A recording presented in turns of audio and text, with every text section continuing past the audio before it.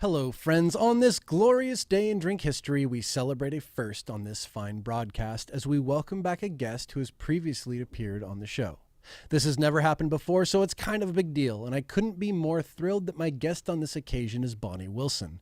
Having Ms. Wilson back on the show pumps me up for several reasons, including that she is extremely talented, incredibly charismatic, and relentlessly passionate about her craft.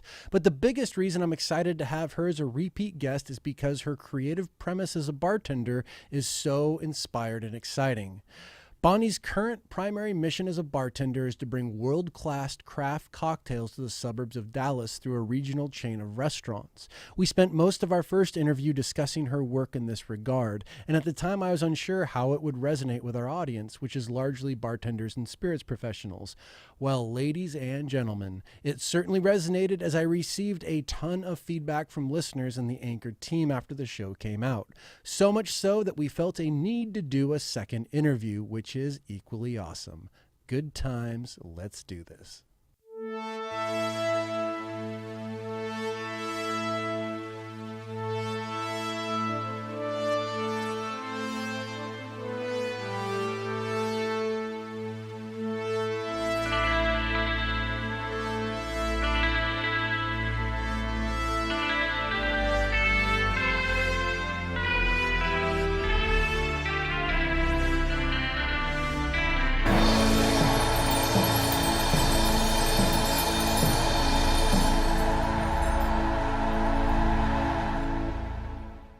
And now it is my great pleasure to share with you my interview with Bonnie Wilson. That was, March probably? That was in March, yeah. What's happened since? We're now in July at Tales of the Cocktail. Tales of the Cocktail, I know, which I had to miss last year. And so this year is all about me just reconnecting with everybody and seeing all my old friends and, just kind of just being re-inspired. Yep. This conference inspires me so much to just be better and to learn more and to just, continue in our industry. And it's just such an exciting time, How many Tales have you been to? This is my fifth, and I missed last year. So Okay. I went 4 years, then I missed last year, then this is my fifth. So yeah. And what are some of your must-dos that you do every time you come to Tales? Well, you must get a frozen Irish coffee from Aaron Rose. Everybody knows that. Yep. I must go to Felix's for CharGrilled oysters. And sometimes I'll go to Acme, but to be honest with you, it's so touristy. Their oysters are amazing if you can get in, but so many times I can just walk across the street to Felix's and get right in, and their stuff is just as amazing, if not better. You know where the best CharGrilled oysters in New Orleans are? Tell me. The Hilton, down by the Riverwalk. By the casino? Dragos. Dragos. Dragos. Yeah, I've been to Dragos. Yeah, it's so good. They just got a barrel of garlic butter. Yeah. And they just got a whole just, fleet of ranges and just fire spewing up, and you just house them. It's amazing. Yeah. Yeah. No, I love Dragos for sure. Yeah. I love Mother's. Mother's is over there on that side too. Poydras, which is amazing. I've never been to Mother's. Oh, you should go. The baked ham is outstanding. And they're known Even for if their you're roast not beef, a ham person, right? it's the roast beef, the debris. Yeah, that's where it's at. Key. Yeah. That's the key. I love Mother's. I love their story too. During Katrina, they really got hit. A lot of their employees got hit, and they, as a company, stepped up and really took care of their employees. And I just love that story, Mm-hmm. So they have a really good story. I love them. I don't know. You got to get shrimp at Mr. B's. I like that you're leading with all food. It's all food. To be honest with you, you come down here to eat. That's pretty much it. What about drinking? Do you have any traditions? You got to go to Carousel Bar, obviously, and get a Sazerac. Excuse me, I got choked. Drinking is I know it's funny because it's New Orleans is kind of this drinking culture, but for me, it's not really about cocktails. I mean, we're at Tales of Cocktails, so you get amazing cocktails. Excuse me. But I just have favorite haunts. You know what I mean? Favorite bars to go into. Totally. I love Gemini. Some people call it Jumani. I think it's originally pronounced Gemini. So great. The bar top is fully copper. They play the most amazing music in there. There's a barman there named Catfish, and he is awesome. God, what a sweet name. Well, it's funny because he kind of looks like a catfish, and that's not me slamming him. He really does. He'll tell you. Whoa. It's like his Tinder profile. It's so, yeah, It's totally, just totally. Full catfish. Full catfish. Like Yeah. he's got the cheeks and everything. It's awesome. I love that bar just because it's just chill and cool. You know what I mean? Yeah. And just like not pretentious. Uh-huh. I love just all the bars like right here on Royal and Bourbon and like just all the little places, the little jazz place across the street from Sinesta that always has jazz music going. Like anytime you're going to have live music, I'm going to be there. Like, Yeah. so amazing. So yeah, I love the city. Some people are kind of down on it. Like it's like, oh, it's smelly, it's loud, people are weird. Like, you know, you have to watch your stuff. People will steal from you. But it's like, I have to tell you that this is my favorite city. Like the culture here, the old buildings, the courtyards like we have here at this place. It's just so romantic and Yeah. it's so mysterious. And that's what I love about it. It feels like a foreign country. It totally is a foreign country. It could be its own country, Yeah. honestly. And the people that work here, they're all so nice. Like all the people that work in the hotels and the restaurants, like they're all just like, baby, honey baby, what do you need? What can I get for you? Where can I tell you to go? You know what I mean? Like, Yeah. I love that. And it's like, that's the Very culture here. hospitable. And that's very much the feeling here. And I think it's really cool that they have this event here every year because it brings so much attention to the city. It brings so much attention to the hospitality that they give. And I love it.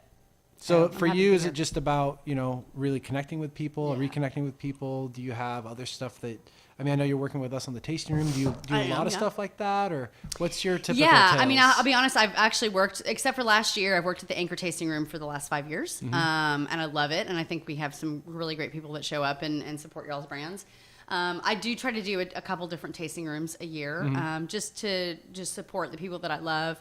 I'm going to be working for Luna Zool on Friday. I love the master distiller. He's a great friend of mine. I'm really choked right now. I'm so sorry. Take your time. And so, Alan, I apologize. Take a moment. The power of editing. I was going to say, you can edit this out, right? Just take a minute. Watch this. I'm going to even give myself I can see that. And I'll know exactly where it is in the track. Okay, good. So I work for my friends, you know, people that call me and they're my friends and I do work for them and that's it. Like I don't make it a big work thing. If I happen to do a couple tasting rooms, that's great. But it's about networking. Mm-hmm. It's about putting your face in front of people that you want to know, meeting new people as much as you can, and just being inspired. You know what I mean? And seeing what everybody else is doing, seeing what they have at the Cocktail Kingdom store, what they have at the bookstore, what they have at the, you know what I mean? Like all of these little things that it's like, that's what's so inspiring about it is just that you just get to be immersed in your love all week. And it's really cool. What's nutty for me is, I don't know, it must have been about 1:30 a.m. last night. And I just went for a walk by myself. I didn't want to get into anything. But I'm walking by Old Absinthe House. God. I swear, 40 years from now, we're going to be telling young bartenders about the kind of people you would see just Oh, there's Dale DeGroff just hanging out. Hanging out. There's David Wondrick hanging out. Chilling. Walk up to him, introduce yourself, say hi, see what's going on. About it. Yeah. No one's going to believe it. It's like we're in this rare moment where we have a real appreciation and mindfulness of where the culture's at, but we haven't lost touch with it. It's still intimate, you know? Yeah. I don't know how long it's going to be that way, but I don't either. And honestly, so I met Dale here, and I actually met him because I met his wife. We were standing outside Mr. B's, and she had the most beautiful necklace on, and I didn't know who she was. And I just walked up to her, and I was like, oh my God, I love your necklace. Like, it's so beautiful. And it was raining, so we were trying to wait for the rain to, you know how it rains, in the middle of the day, and, rains really hard for about 30 minutes, and then it lets up. So we were standing out there waiting on the rain because I needed to go across the street to the Hotel Monteleone. And she was standing there, and I just complimented her necklace. Well, sure enough, Dale DeGroff walks out. And she was like, oh, yeah, my husband, he brought it to me from South America. Aww. I really love this necklace, blah, blah, blah. Dale DeGroff walks up. It's Dale DeGroff's wife. Dale DeGroff bought that necklace for her. And she's like, oh, Dale, I just met this lovely girl. Like, you have to meet her, blah, blah, blah. So I meet him. And, I had been in a couple of seminars, and he recognized my face. And he was like, oh, I recognize you. Where are you from? Dallas, blah, blah, blah. So then, the next couple months, 2 months later, he was in Dallas doing an event. And my very good friend, Jason Cosmas, is very good friends with him. And he was kind of, back barring for him, preparing the drinks or whatever for this event. And I showed up. He called me, and he's like, hey, you want to come up here and help us? So I showed up and Dale was there and he's like, oh, he's like, I totally remember you. And it's like, Alan, like, I know Dale DeGroff. Like, what? Like, how did that even happen? It's so cool. It's so cool. It's like saying that you know, like, Steven Spielberg or something. You know what I mean? Yeah. Like, just knowing. I mean, it's like how amazing. people talked about music in the 60s. Totally. It's like knowing, you know, whoever. Jim Morrison or John Lennon. Yeah. And these guys are all just hanging out together. And it's like, I hope everyone gets that. Like, I hope people realize it's so awesome. How cool it is. It's so cool. It's so cool. So, yeah, so I'm very blessed. I mean, I walk around and I have my very good friend Tori is with me, and she's a Tails virgin. So she's never been. And it's so funny because we're walking through the things and it's like, you guys are trouble. We're trouble together for sure. And also she's a virgin. So it's like, I'm trying to go easy on her, you know, but like I walk through the things and like, I'm so blessed to have so many friends from so many different places. And it's like, you get to see them all here, you know? So every 5 seconds I'm like, like, oh my God, yay, kisses, kisses. And, you know, she's just like, how do you, like, you know everybody? And I'm like, well, I don't know everybody, but I come to this every year and that's why I know everybody. And that's what's so great about this conference. It's pretty cool. Yeah. You doing any seminars?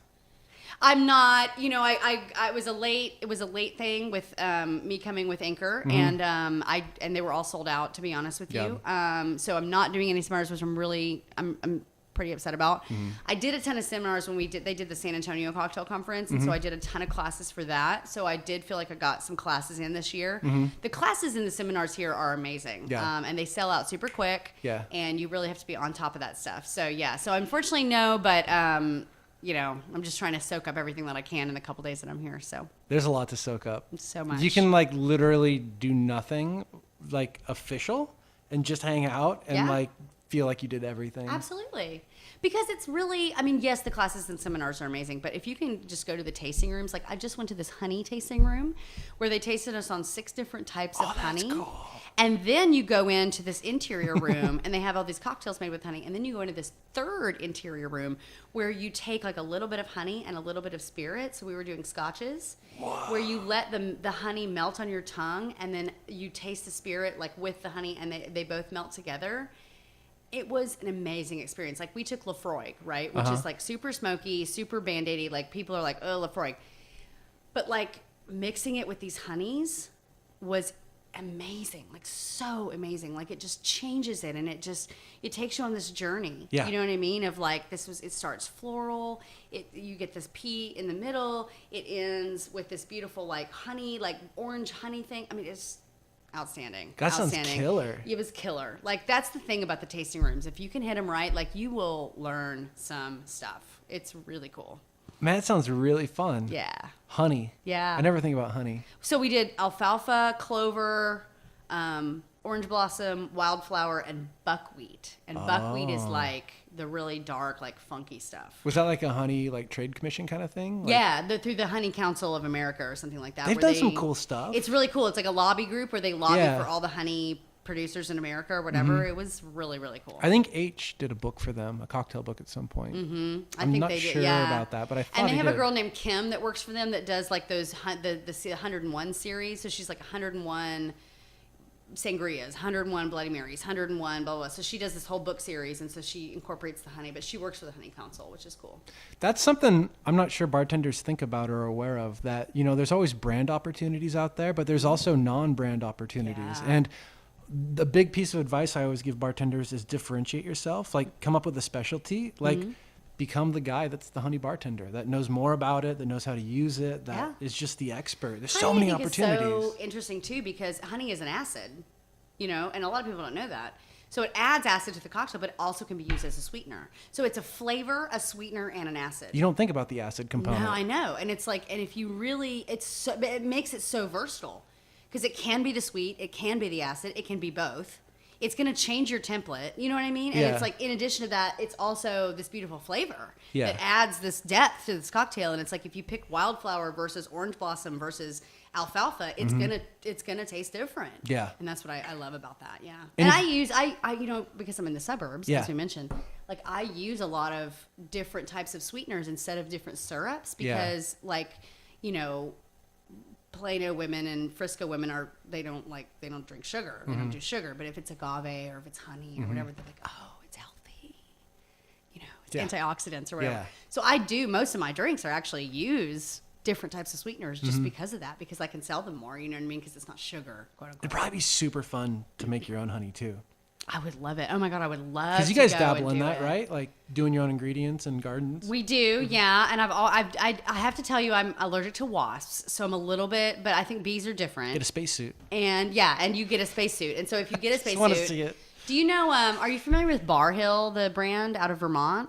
Mm-mm. So they do. So there's this guy, and he does all his own honey. Yeah. And he not to talk about other spirits on your show. I'm sorry, but do it. Bring it. But so they make gin and vodka out of honey. Okay. And the guy that started it, like knows these bees, like they're his bees, and like he knows their names. Yeah. He's named them like they're his children. These bees, and they produce this honey. And then he created the spirits company. Actually sold it to somebody else to manage it because he didn't even want to do that. Like he wants to be inside of his so bees. Cool.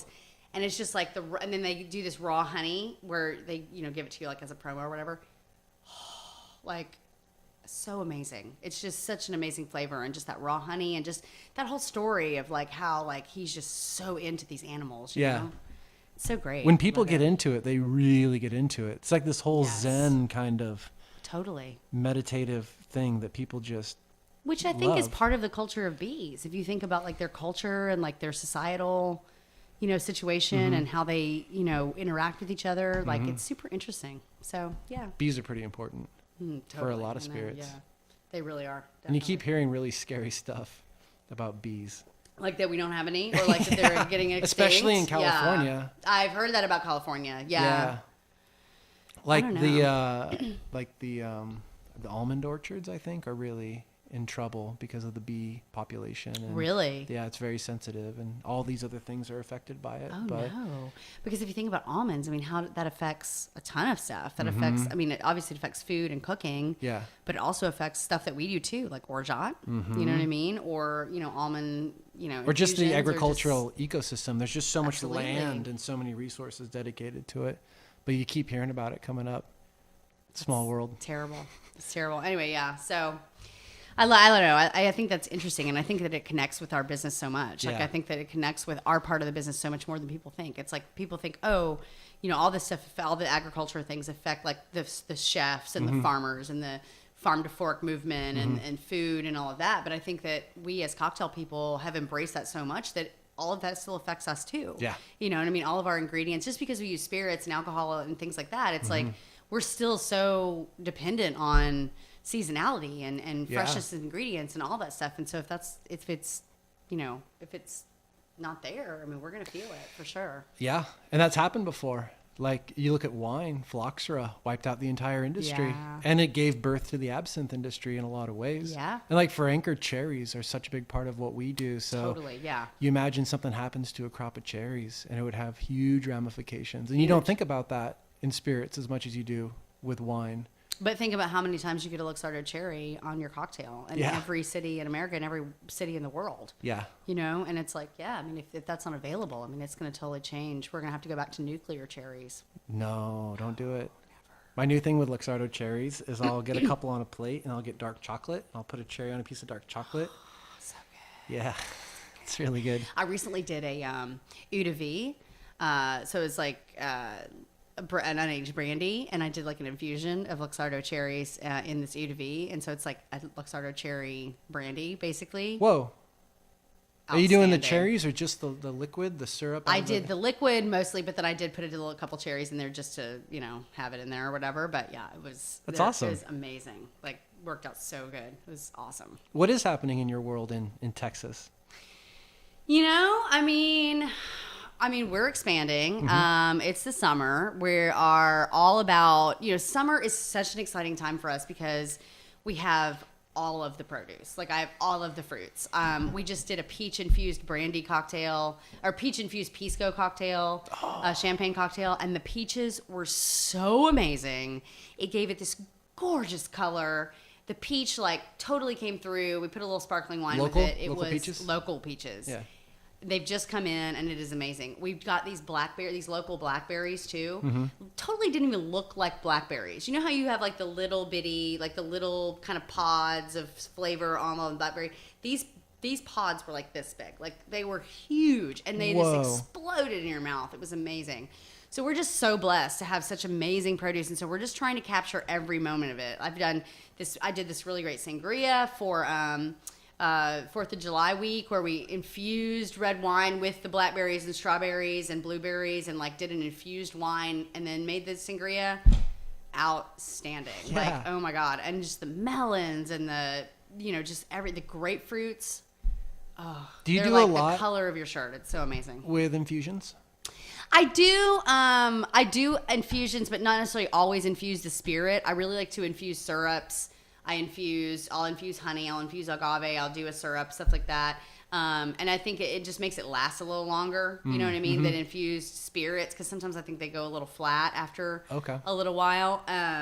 So we just try to, it just depends on what it is, actually. You know what I mean? Like, take something like lemongrass, right? So we have these beautiful lemongrass bushes in my garden at work.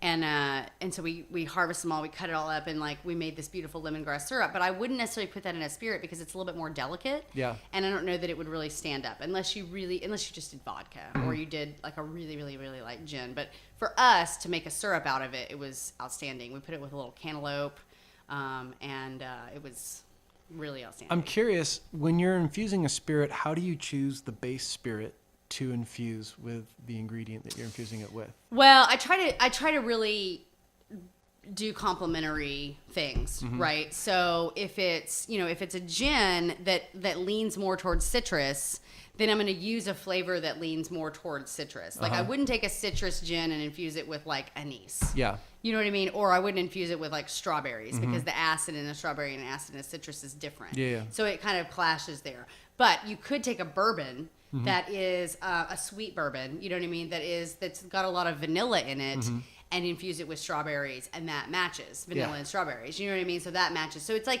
you just kind of have to. And I refer to like culinary artistry or food. What is the other one? Oh, those are great books. Those are great. I use culinary artistry. A lot of people use the other one, which is like foods that match or what to eat with what you drink. I think something like that. Dornenberg and Page. So they use different ones, and you just find out what flavors match, and then you kind of go in that route. You know what I mean? And that's kind of how I do it personally. Because you'd mentioned Pisco as well, you were infusing. Yeah. And you're seeing a lot of that these days. Yeah. Pisco, I think, is one of those things that lends itself. It's like that eau de vie that I did. Yeah. It lends itself to infusion because it's unaged, so it's the pure spirit. Depending on what type of Pisco you use, if you use a Puro, you really have an opportunity to put that grape on stage and accentuate it. Or you can use a Monteverde, which is going to be sweeter. So it's like it's going to be, that sweetness is going to kind of be on stage a little bit more. That's what we did with the champagne cocktail that we did. We did a peach-infused Monteverde, the Pisco Portone. And it was outstanding. And I think that you just have to figure out kind of what you're doing. Pisco is one of those things where you've got so many varietals, so you just have to figure out what you're doing. But you're seeing a lot of that these days. A lot more people are using Pisco for infusions. And down in Peru, there are bars that just, it's Peru, but they have just a whole back bar of infusions, and they've taken it as far as you can. But it's so encouraging to see bartenders get so creative because all those colors are there, those flavor colors, and there's so many things you can accentuate.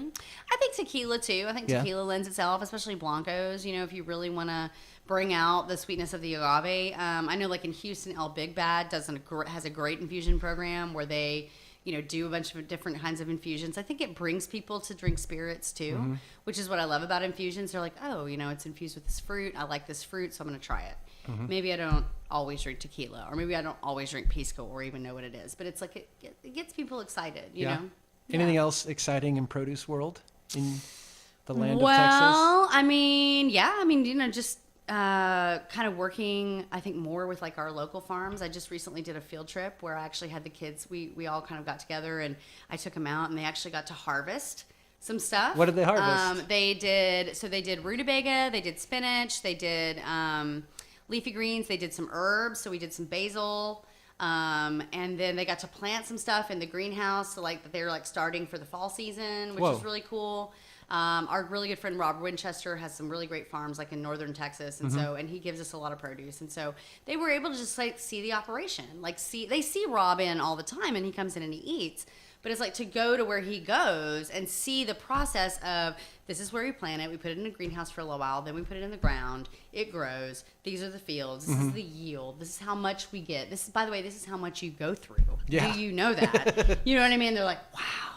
I didn't know we use that much. And I'm like, yeah, like that's why we can't grow everything in our 7x8 garden in the back. You know what I mean?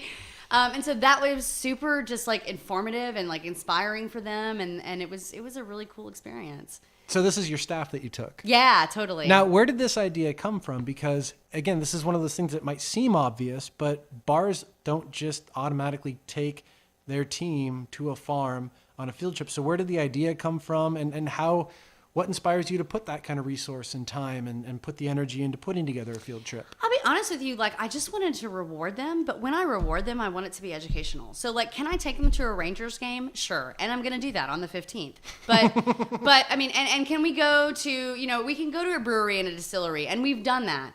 And I think that that's always inspiring, and it's cool, and it gives them more, connection to what we're trying to do and the LBW program overall. But to do something like a farm, like I think so many people in this country like don't realize where their food comes from. Like we have this conversation all the time, right? Yeah. About like you go to the grocery store, it's in a plastic, package, and you buy it and you go home and you cook it and you eat it. But it's like, where did it come from? You know what I mean? And we don't have that conversation enough.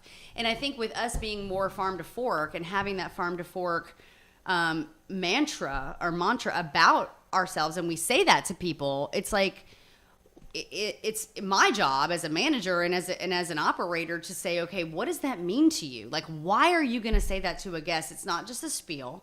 Do you know what that means? Let's go find out. And it's fun for them. They get to get out of the restaurant. It's team building. They get to interact with each other socially. They get to wear what they want. We have a little lunch with a little cocktail afterwards. So it's like we get to have like, we imbibe together. It just puts everybody kind of on more of like a level. And it's like, and I love to do field trips like that. I think it's so important. I usually start with my trainers. Like I take my trainer team to a lot of stuff. Sometimes I'll open it up to the whole staff like we did for the farming. But for the most part, like these small trips, like we do trainers. So it's an incentive. It's like, hey, if you want to move up in this restaurant, like if you want to be a trainer, this is an incentive. Like you get to go and experience these things that you're never going to get to experience. Mm-hmm. They don't allow the public out there to do this kind of stuff. You're never going to harvest the things out of the farm. Like you're never going to do that. So cool. Isn't it it's cool? So heavy. Yeah. So it's like, it's just a way to inspire them. And it comes through then in their training. You know what I mean? Mm-hmm. Like when they train another person about this food, it's like, hey, by the way, just so you know, like I went to this farm and I saw them get these tomatillos out of the ground. Like that's not nothing. If you have a guest come in and you went to that farm last week and they order a cocktail, maybe there's this beautiful garnish on the top that mm-hmm. really showcases that produce. Mm-hmm. And you can say to them, oh yeah, we went out and checked out that farm last week. And you might not know this, but it's a whole nother level to the experience. And it helps you with social media. Social media is 100% a marketing platform that we all have to get behind right now. And it's, as a very cusp millennial, it has been a challenge for me. I have really embraced it. I've tried to really learn about it. I've tried to get our restaurants involved in that. And so doing things like that too allows me to talk about that on Facebook, on Instagram, and let our guests know that we really have a commitment to that. And mm-hmm. we're really trying to bring this forward. Like we're not just saying we're farm to fork. We really are trying to inspire that in our serving staff, in our chefs, in everything. And so, we're all, in the end of the day, we're all trying to make money. We're all trying to get the guests. We're all trying to get that great experience for the guests, for that return experience, mm-hmm. right? For them to come back and them to talk about it to their friends and all of that.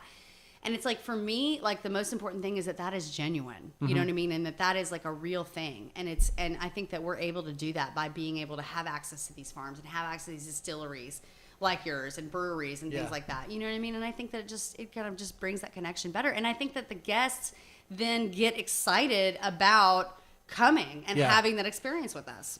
So that's what it's all about. How many cocktail programs do you work with?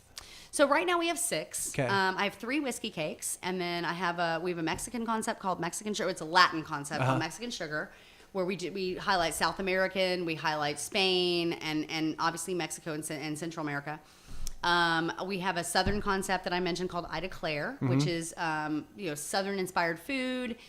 We kind of personified Ida as a woman who was traveled and worldly and mm-hmm. gypsy-ish and very cool. And so what would Ida want is kind of our mantra in that one. We also have a Texas concept called the Ranch at Las Colinas, which is very much about Texas, locally sourced. All my spirits are Texan that we put in cocktails. So it's very sort of Texas-y. So yeah, and then we're going to open a 4th whiskey cake in Katy, Texas in September, which we're really excited about to kind of go into the Houston market. So yeah, so kind of ever expanding. And then next year we have this really cool project. Are you familiar with food halls? Yes. Okay. So food halls are like the next big thing. Yeah. And so cool. So cool. So cool. So we're very blessed to be involved in this project called Legacy Hall. And we're going to do this big food hall where we have stalls for local chefs and local people that want to open, to want to build a brand or that just want to, kind of cast off what they're already doing and do something really specific. Mm-hmm. And it's going to be really, really cool. And we have all the vendors signed on. There's some really, really cool chefs in Dallas that are going to partner with us to do it. We have these really cool bars in the interior where we're going to really showcase craft bar and craft beer and craft wine and all that stuff. So that's opening in late summer of 2017. Whoa. So it's really cool. I was very blessed to be able to design the bars and, figure out where everything goes, which is really cool. So that's kind of our next venture, is to kind of get into the food hall land. And everybody in my company really thinks that this is something that, could go really far, and that food halls are kind of the next thing that people are really looking for. So, yeah. So I'm curious, because you do have, quite a few bars that you're working with. It's one thing to do what you're doing with one bar, mm-hmm. but how do you scale that to 6 or 7 or 8 bars and do it at that level? Yeah, it's all about time management. It's all about communication. Communication is key. I think we talked about that the last time I was with you. All about communication and trusting the people that you have, working in these locations. I have a great relationship with all my GMs, and it's like inevitably they're responsible for the decisions that we make, and the decisions that I make. Mm-hmm. They're responsible for that financially, you know what I mean, and operationally day to day. And so to have a great relationship with them and to have them trust me mm-hmm. is amazing. And so I'm so blessed to be able to work with such great people mm-hmm. that we have. And yeah, I think that's what it is. And I think that overall, just kind of keeping that sense of what is the big picture, you mm-hmm. know what I mean? Like, that's the thing, is like, what is the big picture of this brand? What is the big picture of this company? And how can we make decisions effectively to maximize the amount of like financial gain that we get? Obviously, we want to make as much money as we can, and we want to grow over last year, and we want to see those financial numbers.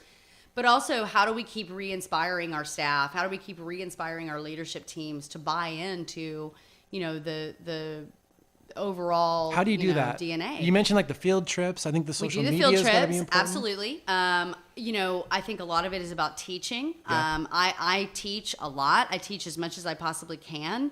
I bring people into my seminars so that they know how I teach, so that they can sort of recreate that. Really, I'm all about like training the trainer too. Like, so really making sure that our training team within the service staff understands the why, making sure that it's not just like, oh, we do it this way because. It's like, why do we do it this way? Yeah. Let's talk about that. It's like, we do it this way because of this. There's a reason for everything. And I think that continually re-inspires everybody from hourlies to leadership team to corporate people. I think that you have to really buy into what is the big picture and why are we making the decisions that we make? You know mm-hmm. what I mean? Yeah. And it's like, if we make a decision to change a well, or we make a decision to use certain spirits in a cocktail, there has to be a reason, and the reason isn't always price. Yeah. You know what I mean? Mm-hmm. But I'll be honest with you, sometimes it is price. Yeah. You know what I mean? And that's okay, as long as there is a clear definition of, we've tested it, we know what's going to happen. This is the plan, like there's a goal, there's a program set in place, whatever. It's not always about that, but sometimes it is, and that's okay. Mm-hmm. You know what I mean? And I think that's what, people get, people are kind of funny in this business about that. It's like bars are either one or the other. They're either, oh my God, we make all our decisions on price, mm-hmm. you know what I mean? And we don't care what's in the well. Tequila is tequila, vodka is vodka. Not my philosophy personally, but mm-hmm. some people's.